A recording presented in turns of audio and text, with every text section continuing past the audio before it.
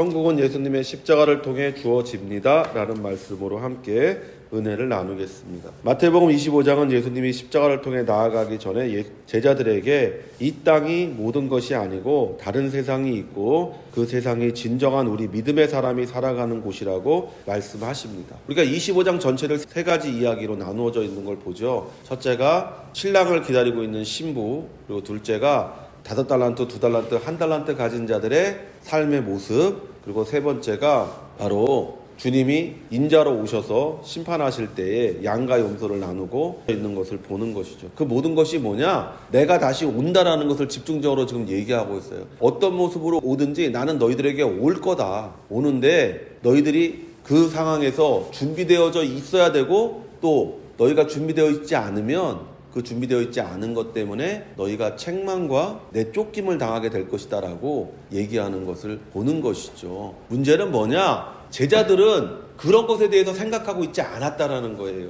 제자들은 언제나 무엇을 생각했냐? 예수님이 이스라엘의 왕이 되면 이라는 전제 조건을 가지고 예수님을 따른 것이죠. 그러면서 예수님이 왕이 되면 나는 그 밑에서 무엇인가 한 자리를 하게 될 것이다 라고 생각하는 그런 상황이라는 거예요. 그러니까 예수님께서 제자들에게 계속해서 십자가에 대해서 얘기하는데 제자들은 그 십자가에 대한 얘기를 듣고 싶어 하지 않아요. 듣지도 않고, 그리고 계속해서 그들은 꿈이 부풀어져 오르는 것이죠. 나는 이제 내가 한 자리를 하는 날이 점점 다가오고 있다.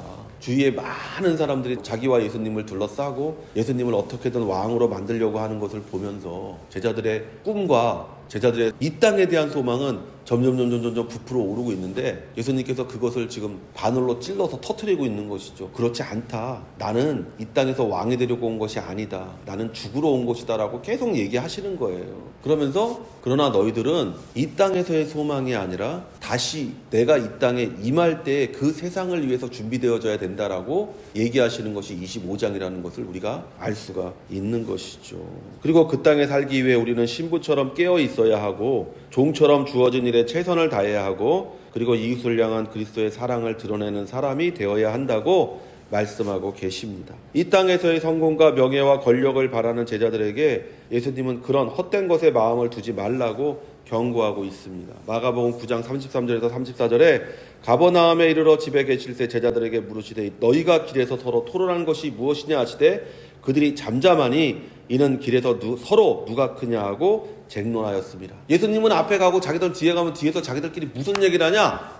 누가 큰 사람이 될 것이냐? 내가 예수님에게 더 큰 공을 세우지 않았냐? 그러니까 내가 더 높이 될 거야. 내가 더 당연히 높아 가야지 하고 얘기하고 서로 자기들끼리 싸웠다는 거예요. 예수님이 불러서 너네 길에서 도대체 무슨 얘기했냐? 그랬더니 얘기를 서로 못하는 거예요. 그러니까 세상의 성공과 세상에서의 명예를 생각하면서 이 제자들은 예수님을 쫓았다라는 것을 성경이 계속 반복해서 얘기하고 있어요. 그리고 예수님은 계속해서 그것에 대해서 경고하고 있어요. 아니야, 나는 세상에서 성공하기 위해서, 나는 세상에서 명예를 얻기 위해서 내가 이 땅에 온 게 아니야. 여러분, 예수님이 사역을 처음 시작하실 때 마귀가 와서 예수에게 유혹했던 세 가지가 바로 그거잖아요. 첫째가 뭡니까? 먹고 사는 문제.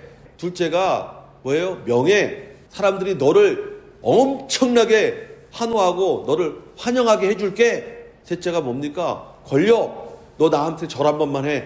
그럼 내가 온 땅에 있는 거 다 너에게 줄게 라고 얘기했을 때 예수님은 그 일을 위해서 오신 것이 아니기 때문에 그것을 다 거절했다라는 거예요. 마귀는 계속해서 제자들을 통해서 예수님에게 똑같은 것을 시험합니다.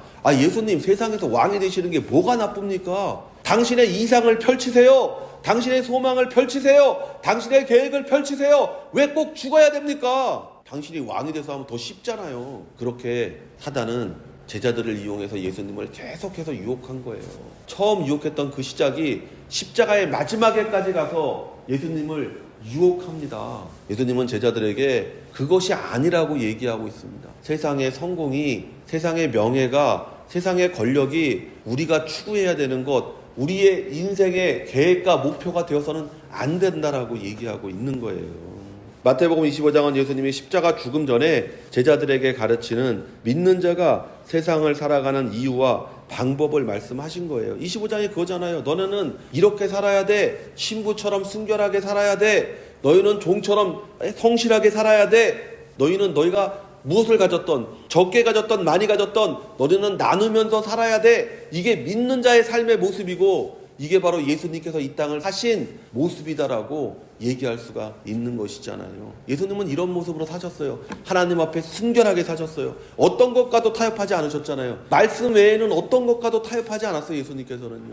예수님께서는 하나님이 자기에게 맡기신 일을 밤낮으로 열심히 하셨어요. 그리고 예수님께서는 할 수만 있거든 자기가 가진 모든 것을 다른 사람을 위해 나누어 주었어요. 심지어는 자신의 생명, 피와 살까지도 이 땅에 있는 많은 자들을 위해서 나눠주신 것을 우리가 성경을 통해서 읽게 되잖아요. 그리고 예수님은 우리에게 그렇게 살라고 말씀하고 계시고 그렇게 사는 자가 천국과 천국의 상급을 가지는 자가 된다라고 얘기하고 계신 거예요.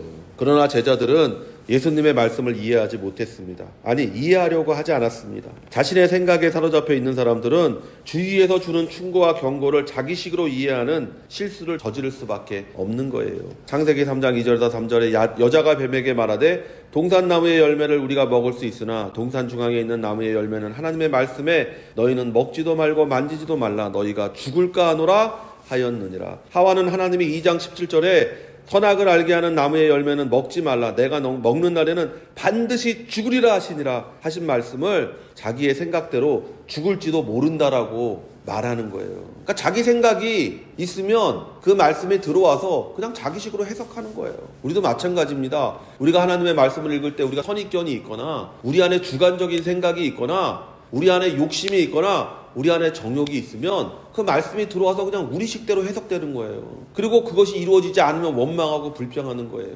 성경이 말하는 대로 믿어야 하고 성경이 말하는 대로 순종할 때 우리는 천국을 누리고 천국을 차지하는 사람이 됩니다. 예수께서 이 말씀을 다 마치시고 제자들에게 이르시되 너희가 아는 바와 같이 이틀이 지나면 유월절이라. 정말 중요한 말씀은 25장의 말씀이 아니라 26장의 말씀입니다. 이 말씀을 다 마치시고 제자들에게 이르시되 이 이야기를 한 이유가 이거를 위해서 지금 하고 있다라는 거예요. 너희에게 내가 이 이야기를 한 이유는 26장에 있는 이 말을 하고 싶어서 했다라는 거예요. 나 죽으러 간다. 근데 내 죽음이 끝이 아니다라는 거예요. 너희가 아는 바와 같이 이틀이 지나면 유월절이라. 예수님은 유월절에 어린 양으로 이 땅에 오셨습니다. 요한복음 1장 29절에 이튿날 요한이 예수께서 자기에게 나아오심을 보고 이르되 보라 세상 죄를 지고 가는 하나님의 어린 양이로다. 애굽에서 억압받고 고통받던 이스라엘 민족이 구원받은 것을 기념하는 날이 유월절이에요. 누군가를 위해서 죽었잖아요. 양이 장자를 위해서 죽었잖아요. 그리고 그 장자를 살리는 것만이 아니라 그 집안에 있는 모든 자들, 그 집안에 있는 모든 자들이 구원받는 것을 예표하는 것이 바로